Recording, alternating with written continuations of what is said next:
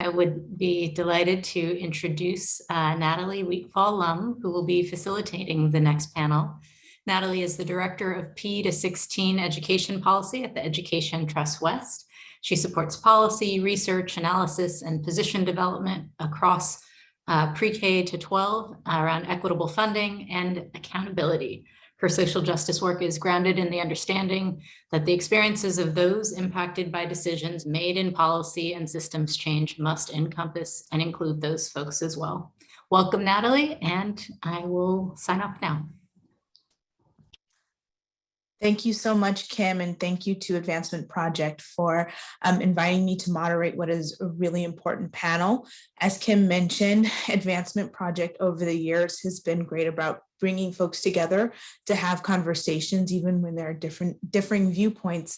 And that is certainly true of the conversation around universal TK in California. We have a great opportunity to expand opportunities for our earliest learners across the 0 through 5 spectrum through TK.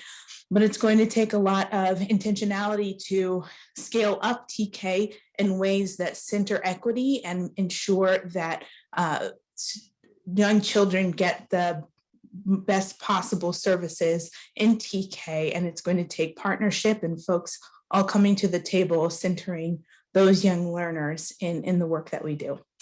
And so with that, I am excited to introduce our panelists.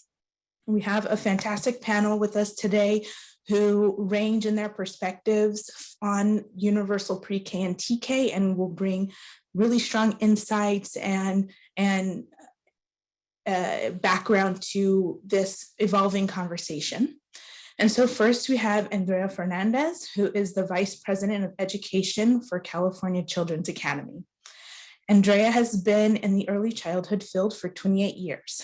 She leads the Education, Family, Community Services, and Eligibility departments, serving over 700 subsidized infants, toddlers, and preschoolers in the Los Angeles community. We also have with us Renee Menefee, Executive Director of Early Childhood Services for Shasta County Office of Education.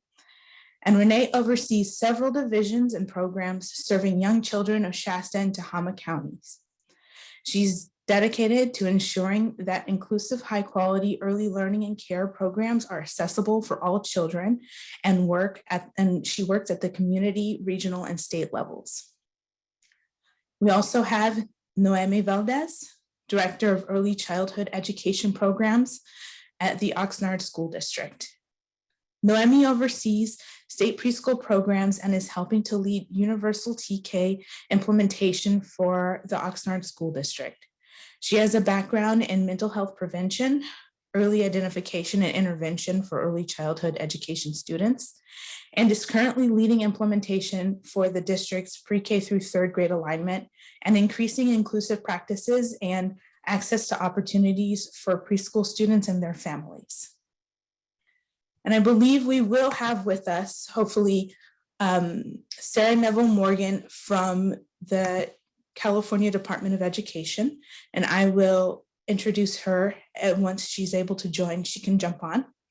Sarah Neville Morgan serves as the Deputy Superintendent for the Opportunities for All branch at the California Department of Education, serving California's 6.2 million students from cradle to career with holistic supports for children. So just to get us started, I would love for the panelists to share what TK implementation looks like from their perspectives, and what are each of your priorities for implementation? And Renee, if you could get us started with that question. Sure, I'd be happy to. Thank you so much for allowing me to participate. I am grateful to be here and to see all the wonderful things that are happening across the state. In Shasta County, we have quite a few priorities that we're working on right now. Some of the things that we really have set aside as our focus areas with the full implementation of UTK include really building bridges between our ECE providers and our districts. And with that, we're looking at mapping where really are our early childhood education providers throughout the state, and where are our districts at, and who do our early childhood providers serve, so that at a glance, a family or an early childhood education provider or a district would be able to see where in Shasta County those services are, and how they would be able to access those. Another one of our priorities is really to look at our workforce, and how do we really build a capacity pipeline, and really get folks excited about working in the world of early childhood education. And that's 0 to 8 years old. It's really looking at that whole child. And we are taking a whole child, whole county perspective. And so when we're looking at writing our UPK plan, we are engaging with families and with early childhood education providers and districts, and saying, really, what is it that the county needs? And we'll put that together to develop a plan together, because then we're able to really see where the gaps are in services.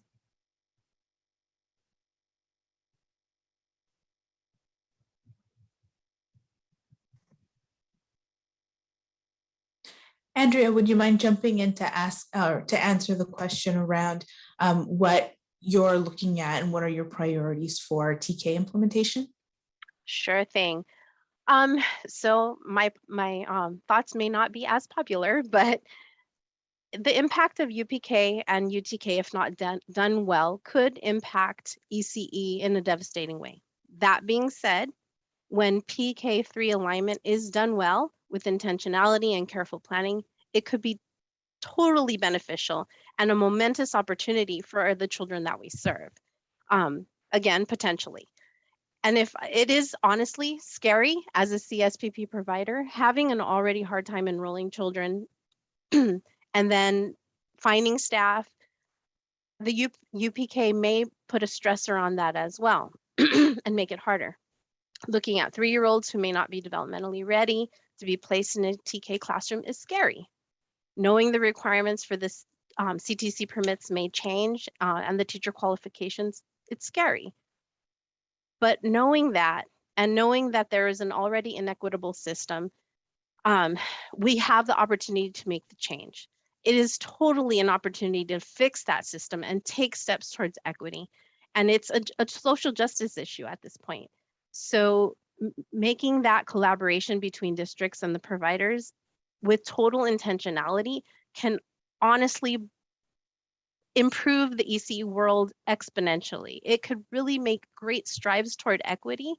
And when families have the ability to make an informed decision and access parental choice, there are so many ways that we could do that. Waiving family fees for CSPP children, making some legislative changes to help providers adapt.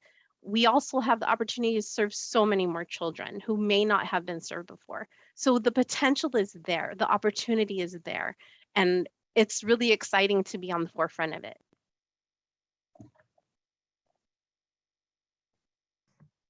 Thank you, Andrea. Noemi, do you mind jumping in to share what your priorities are for TK implementation? Thank you so much for this opportunity.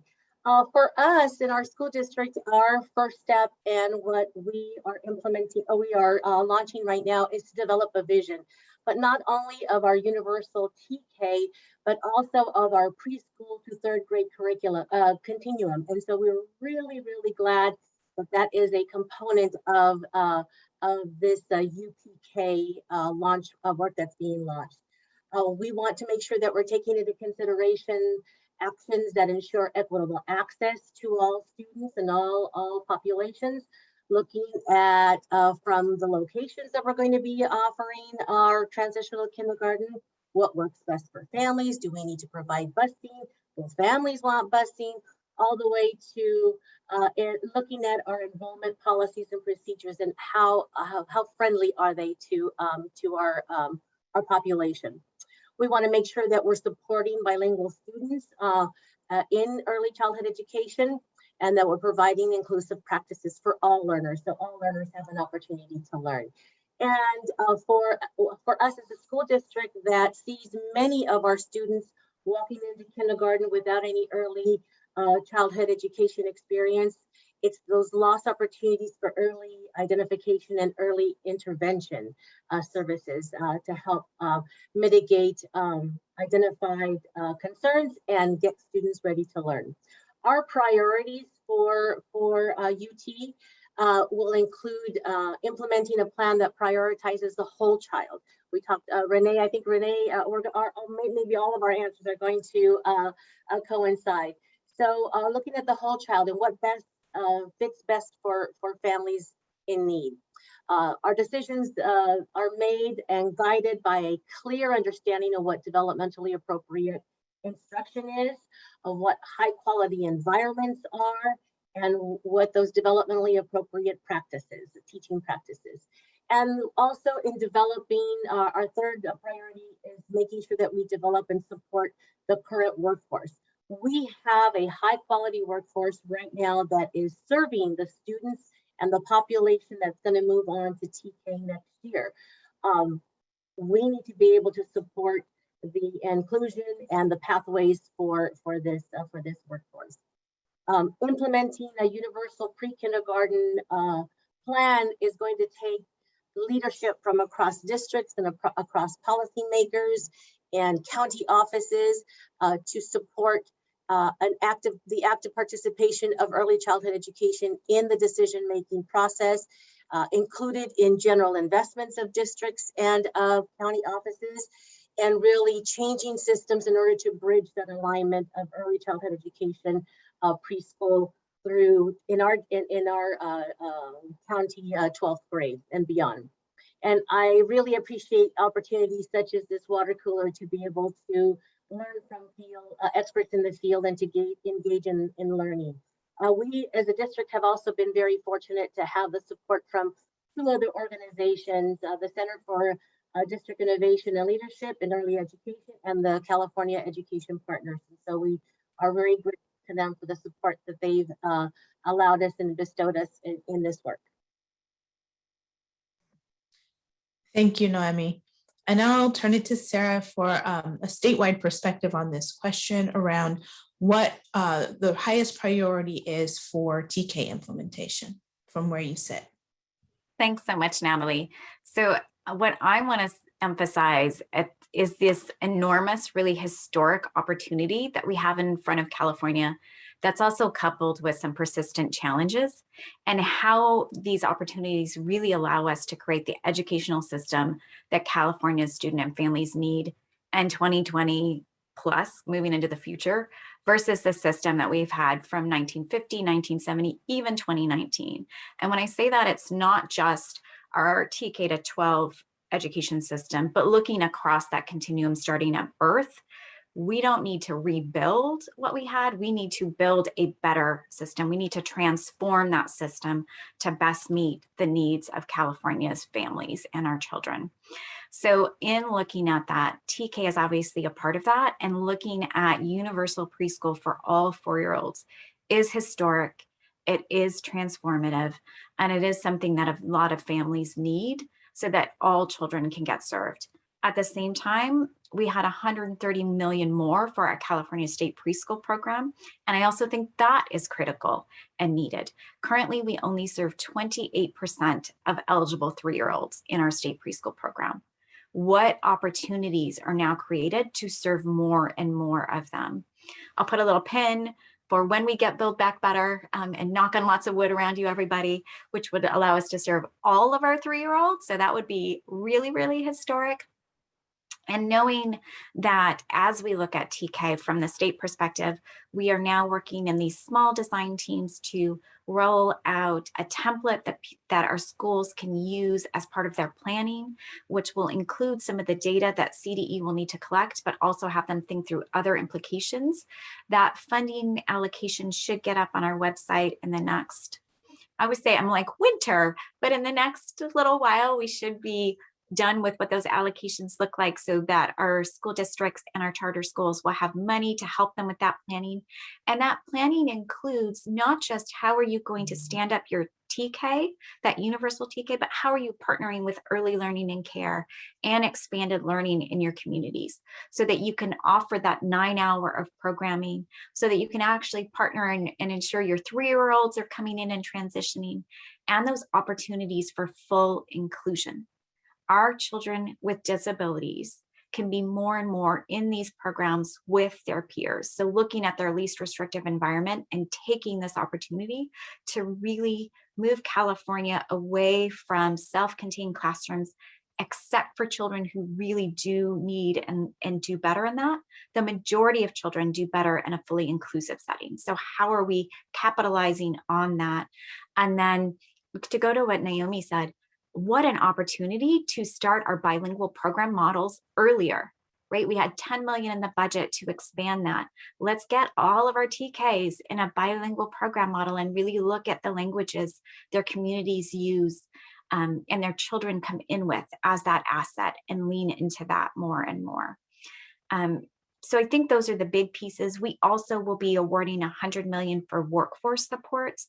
So knowing that in part of this opportunity means we need to both support our state preschool teachers, as well as our expanded learning, as well as our current TK 3rd grade teachers. And how do we create that pipeline so we have more teachers of color who better reflect their communities and give more and more people opportunities to promote and get that living wage? Thanks so much for that, Sarah, and to the entire panel. Surfacing a lot of significant issues that need to be considered as we continue the conversation and the planning around TK implementation. And we actually had a question come in from the audience, which is a question we had planned to ask and is an important one as we think about the impact of TK on the 0 through 5 spectrum and our multi-delivery system in California. How do districts plan to collaborate or partner with family and child care providers regarding UTK? The person posing the question acknowledges that the state can't overlook that there is a need to develop a plan that includes a mixed delivery system and how that will affect the outcomes of this transition.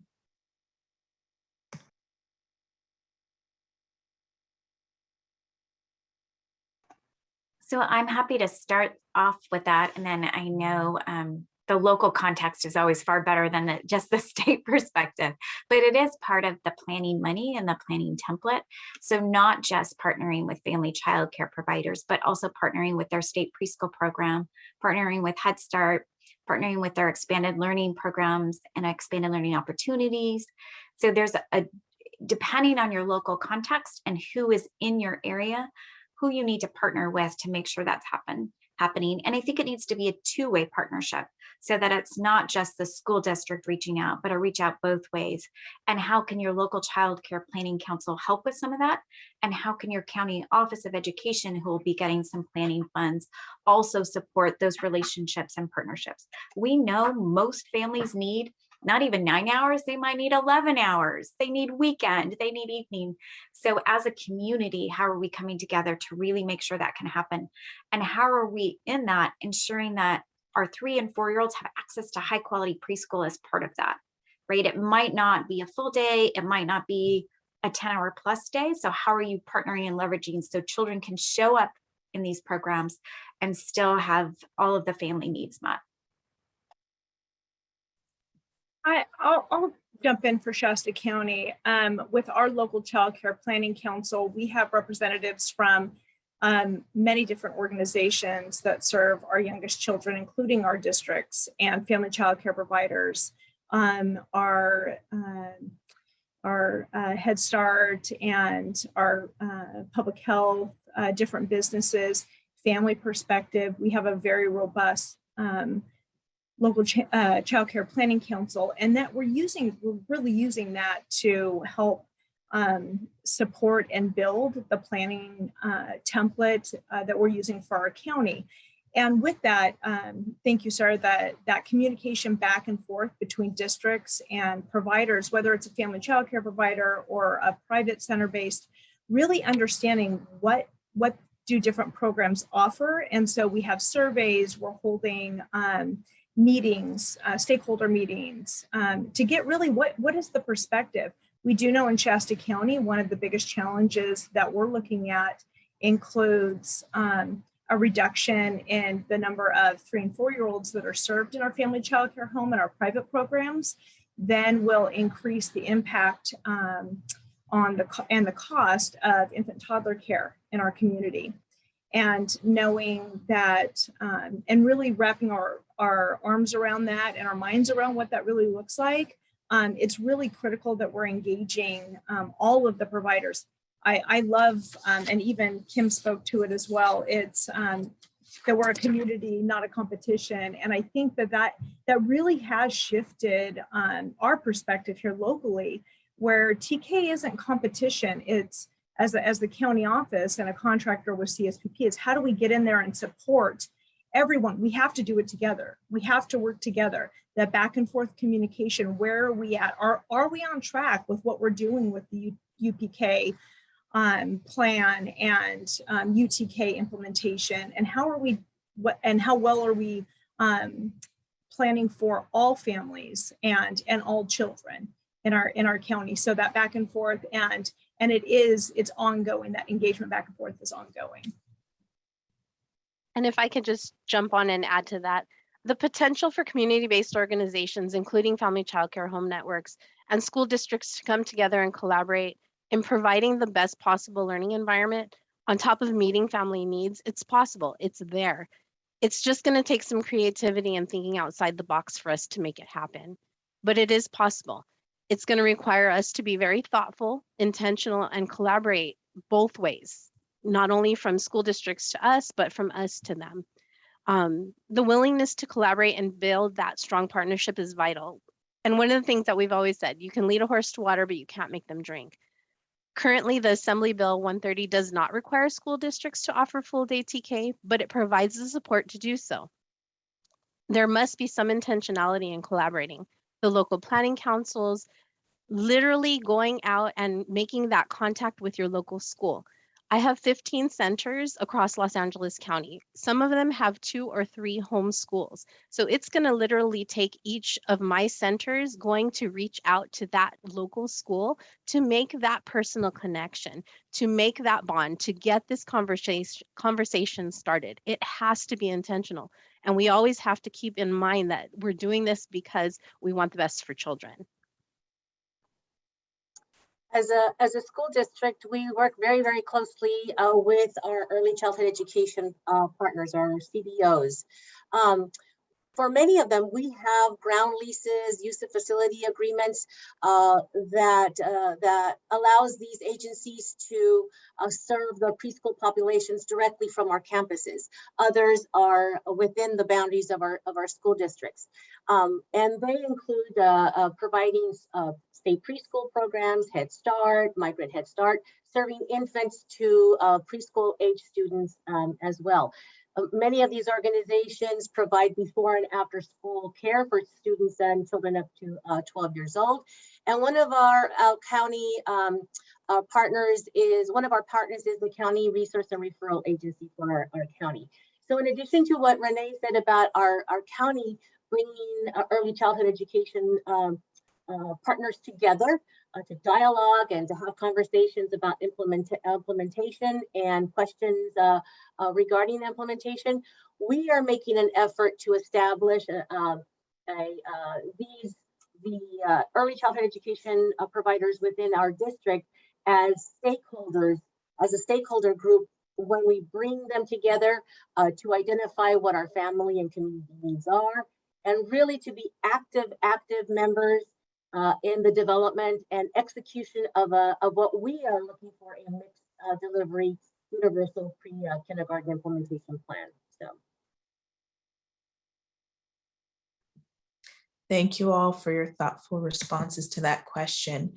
And a related question, when we're thinking about the needs to collaborate and to work together for, as Andrea mentioned, the benefit of students, we're also needing to think about the students that are most marginalized and the families that are most marginalized that our system served. So what is needed to ensure that TK implementation leads with equity and prioritizes access for children and families who are most marginalized in our communities? And especially given that the vast majority of California's young children are students of color and dual language learners, how do we meet these families' needs while also honoring the assets these families bring to our communities? And what does that look like as you all are thinking about your implementation efforts? That's a really great question. And I think that all of this is an equity issue. So California moving towards universal preschool is part of the answer to addressing equity and access. So we continue to have one of the largest achievement gaps in the country. And we know that they're actually not achievement gaps, they're opportunity gaps. So how does this address one of the needed opportunities? It's not the only answer to it. We know we still need more high quality infant toddler. We know we need more parental leave. Like there's all sorts of other issues, but creating universal preschool for 4-year-olds is a step in that direction. And there is also something in the research that shows when you are not segregating by income, so having a classroom and program that is multi-income really supports it too.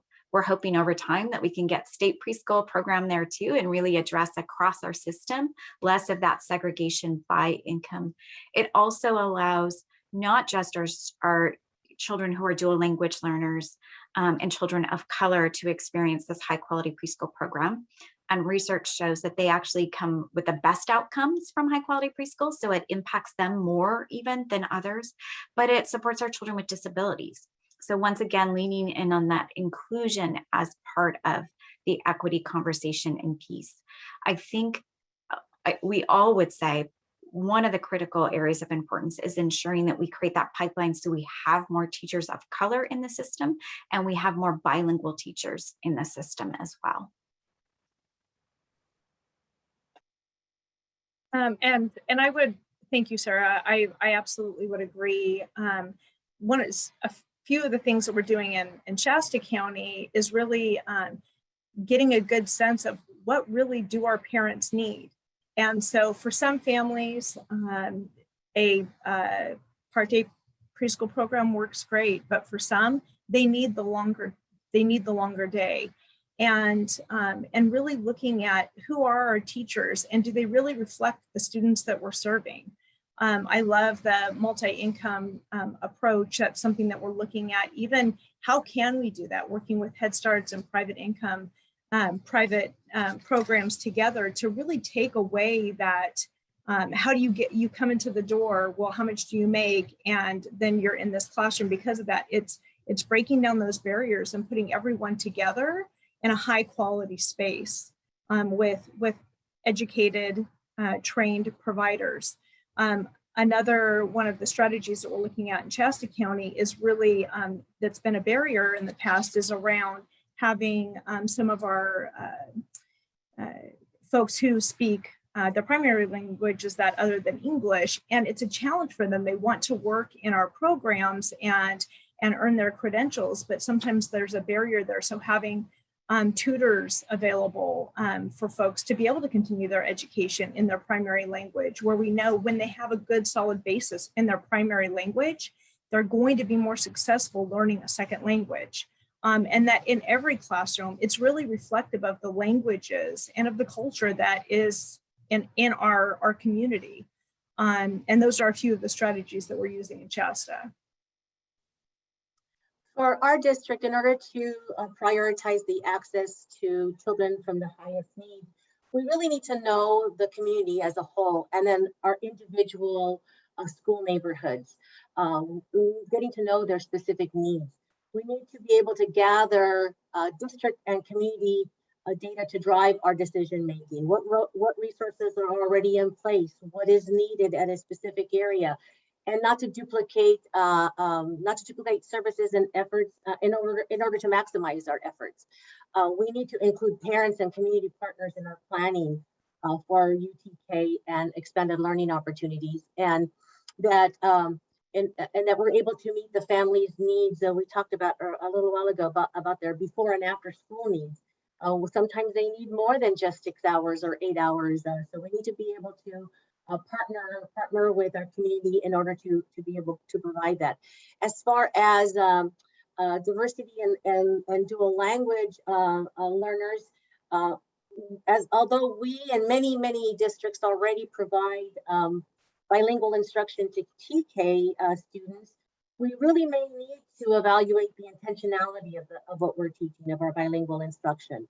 Are the materials the voices of the students in our classrooms? Are we implementing developmentally appropriate practices and appropriate curriculums?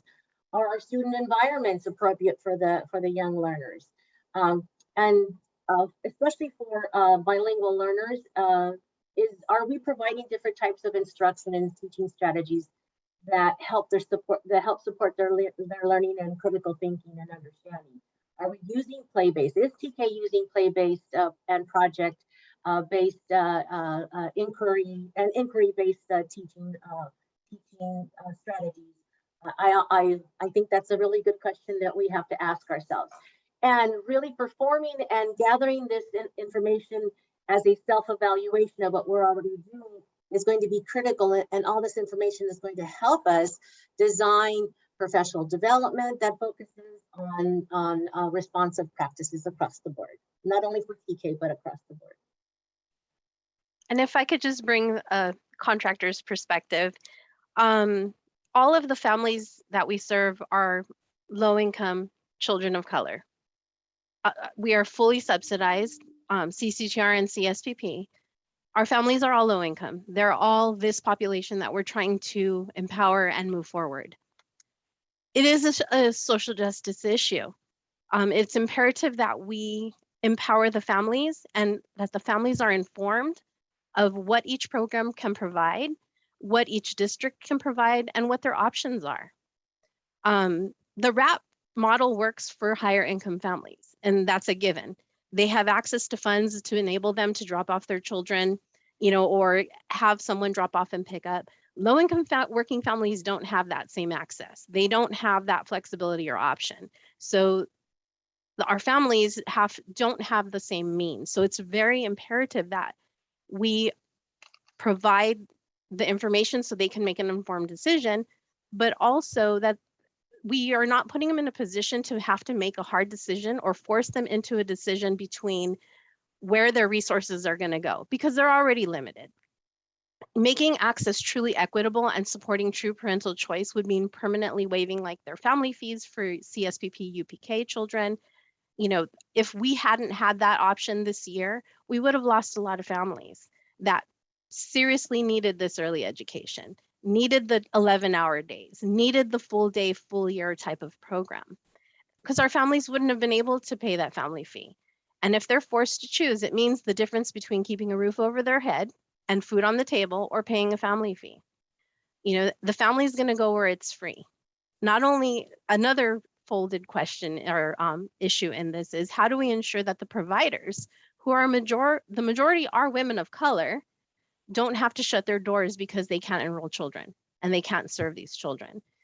So ensuring that they have access and the means to pivot care to a younger age group, the teacher preparation aspect of, serving younger children, the materials, the equipment changes, all of these needs, we need to make sure that part of this TK transition is planning for those to help support the field, help make it happen, advocate for the educational access, the funding, the legislative changes that we can help to make those pivotal changes and inform our families.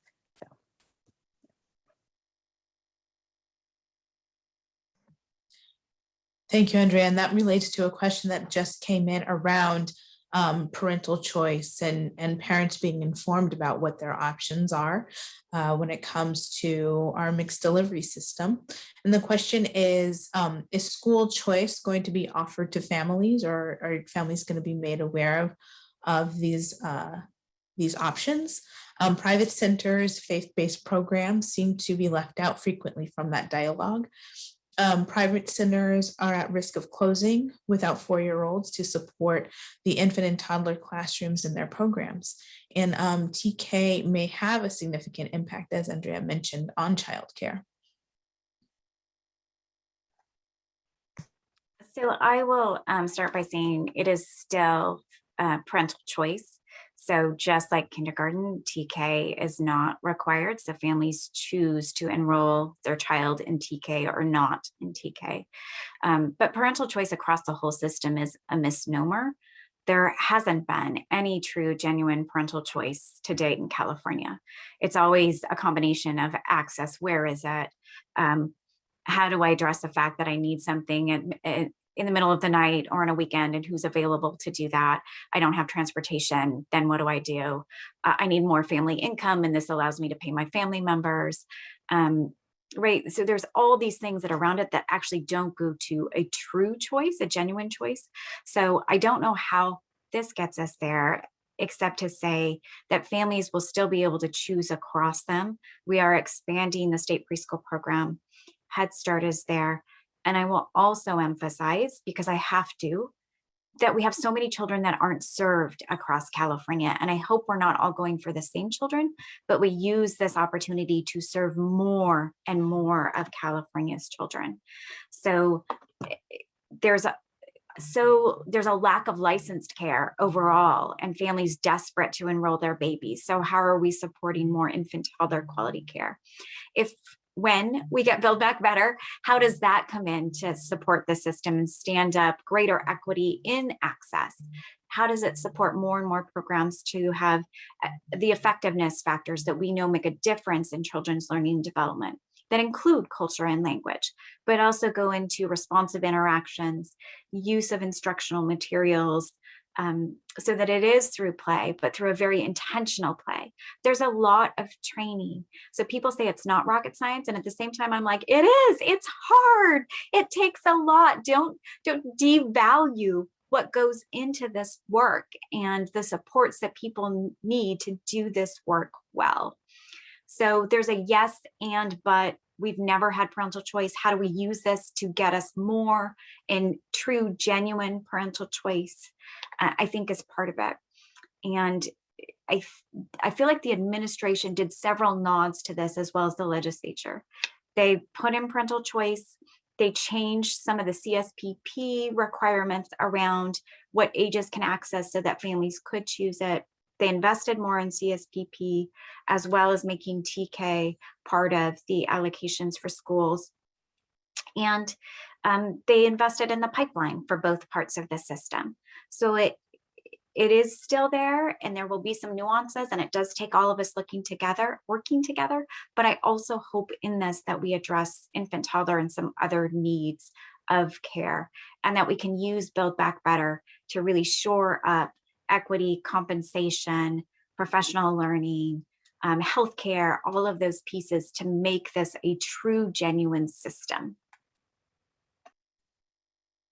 I'd like to go next. And Sarah hit so many of the points. One of the things we're doing in Shasta County is I spoke to before, is mapping out.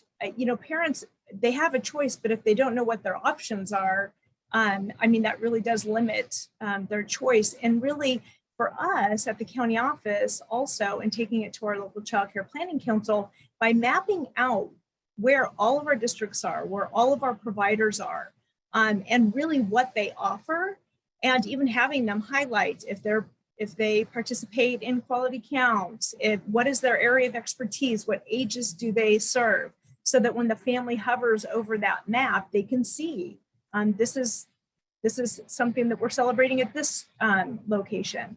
But really, when we're looking at it, as we can use it in a few different ways, but for us, it's really, where do we see those childcare deserts? We know that there's infant toddler, we're really struggling. It definitely is a challenge in our community, infant toddler care, to do it really well. And so that helps inform us, well, what are some things that we need to do about how do we go about recruiting maybe some new providers, and doing a public service announcement and really sharing with people to be excited to work in this amazing field. And like Andrea said, it is for the children, and it's also for the families, but it also is for those of us who have spent their entire lives working in this world. It fills our buckets. it's what I'm passionate about. It's what the people that I work with, it's what all of you are passionate about. And it really, instead of saying, oh, well, early childhood, you don't get paid very much. And it's really changing the way that we talk about it. Yes, you know, we are working towards a worthy wage and working at building that up, but it's also how we talk about it, and that it really is powerful. So looking at the map of where the locations are and getting that out to families. So they have a QR code and they can, you know, anywhere they're at, they can look up on the map, well, where's the closest location for me and what is there to offer? And then again, you know, really building our educators and our providers in our community, so that people are excited we have doors to open and that access is there for families.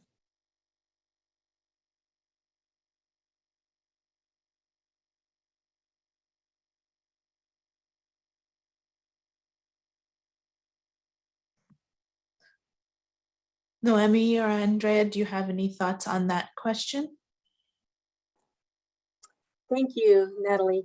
For us, for our district as well, we really need to, as Renee said, look at what is available right now. What are the resources that we have in our community?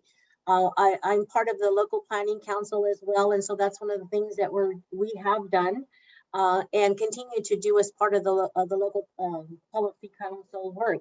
And really taking that information and identifying pockets of where we need to fill in services, and then working with our community partners in assuring that we're providing the services where they're needed. So it's a lot of work, a long history of relationship building that is going to continue this work and allow this work to manifest itself in as part of our UTK process and implementation. And just to kind of piggyback from the center perspective, we are a private nonprofit, so I feel the pain, you know, and the worry of the providers who are like, well, what about private faith-based?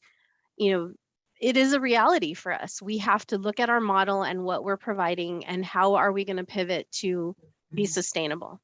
And honestly, each school district across California, across the counties, are all going to have unique populations and situations that they're going to, and also on the same token, resources and challenges that they're going to face when they plan the PK3 alignment. Some will rise to the occasion and will be more than willing. I know there are a lot of counties already who their districts are partnering with community-based organizations, you know, and really reaching out to make that connection. For larger districts, it's going to be a little bit of a challenge, but it's going to be our due diligence to reach out, you know, and to make that connection, you know, and do our best. You know, as I said, with intentionality and the mindset that it is our ethical responsibility as educators. And yes, I repeat that a lot, so bear with me, to do right by children. You know, potentially there's a lot of opportunity here to partner and to truly provide what our families need. Thank you, Andrea. And I think that this is one of the major issues that has surfaced with universal TK, and with any large change, there's going to be significant opportunities and challenges. And so aside from just the impact on current ECE providers, or including that, what do you see as the most significant opportunities and challenges with universal pre-K and TK? And for the challenges, what do we see as necessary to meet those challenges? And what are some lessons and best practices from the first round of TK implementation 10 years ago that we need to lean into right now? And are there any challenges that we're thinking of that are specific to the context that we're in with the pandemic? Well, for our district, I truly believe that we see this UPK, UTK is a golden opportunity for all of our families. Like many other districts, our district participates in the quality counts. rating system, and all of our preschools are highly rated. We have a preschool curriculum that's aligned to our preschool foundations and aligned to the key domains of the California content standards. But we know that research calls for the need for preschool to third grade alignment in order for us to really sustain those positive effects of preschool. So we asked ourselves, are our teaching practices aligned and on a continuum between preschool and third grade? We administer lots of academic and social emotional assessments, and we use that data to drive and scaffold our instruction. But do we share that data with our TK and preschool partners? Is there collaboration and articulation between the school-aged and ECE world? What are some of those opportunities? With the inclusion of the pre-K to third grade alignment in the planning for TK, this is a real opportunity for us to continue and to further our work around cohesiveness and collaboration and collaboration between programs. The challenges I see is, again, the workforce. And what I mean is the teacher shortage, right? Right now, our districts are suffering from the lack of being able to hire enough teachers, and also to have a eligibility list of substitutes to call when teachers are out. Our professional development is being impacted because when we send teachers out to participate in professional development, we have to pull them back because of the lack of subs. So that's one challenge. The other one is the credentialing, and we see a lot of questions regarding the credentialing. And in my opinion, the current preschool staff that we have now would be providing services to the TK population next year. So why and how are we going to be creating pathways for our current workforce? That workforce is providing services at this moment, and we need to engage them in the collaboration and discussions regarding pathways to higher learning pathways and the supports that we're providing for our current workforce to move forward if the regulations, if the current legislation doesn't grandfather in any of our current staff. I think those are the two most glaring challenges for us.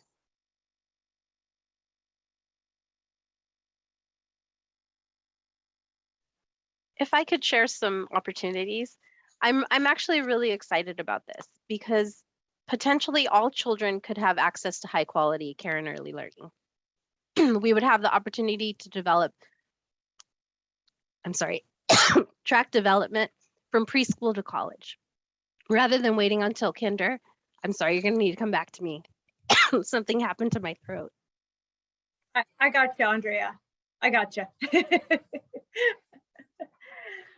So, when we think of challenges and opportunities, you can look at it many different ways. And we know, looking at going back to the original implementation of TK, it was clunky.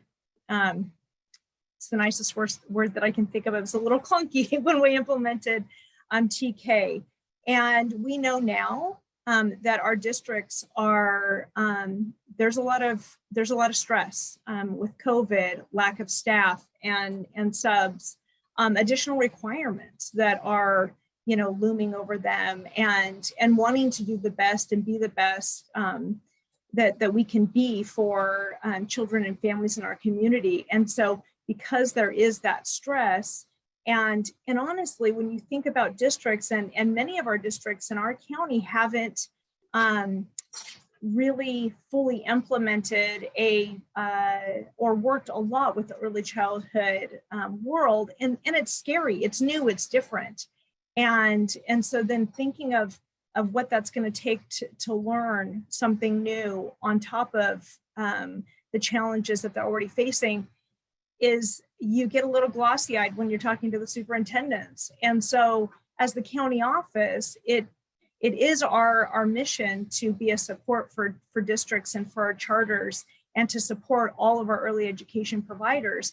And so it's really meeting each, it's almost like universal design for options and opportunities. It's really finding out what really each district needs and how do we come alongside them and support them, whatever step they need to take, how do we help them so that they can be successful in that?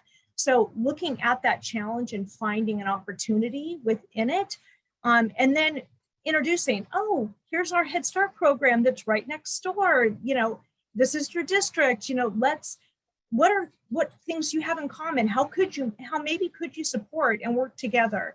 And these are the children, and this is what the families say that they need in this community. And it's a lot of conversations. But I love what Andrea was saying. It's really an opportunity to do something great. I've been in the field for 30 years now. It's shocking to me, but yes, I have. And when I think about what this really means, it makes my heart so happy because we can do something so powerful and so great, and we're doing it. Every time I'm part of one of these, educational webinars or a panel, and I hear the things that are happening around the state, and it's motivating. And there are many challenges, and I know that we have to face those, and absolutely, and we'll line those out and we'll take it step by step, and we'll review it, and then we'll make another shift, and what do we need to change? But I feel like we have so many people that are on board and moving and rowing in the same direction now, that momentum that we have is really what's going to help carry us through some of these really challenging times. So I don't think that we turn our back on the challenges and ignore them, but where we can, we come alongside and say, what can we do together to make this a really, really significant, powerful, positive thing for all of the children and families in our communities. Making it a robust system, and thank you, Renee, for stepping in. I appreciate that. But just going back really quick, a couple of my concerns and some of the challenges would be that districts would not help with the collaboration or the communication. That is a real concern. And the teacher education requirements, that may change for our teaching staff. I don't want to lose more teachers. I want to help them grow because we are the feeder to higher education. But it's a very real fear that teachers may choose not to further their education because it's a fear of theirs.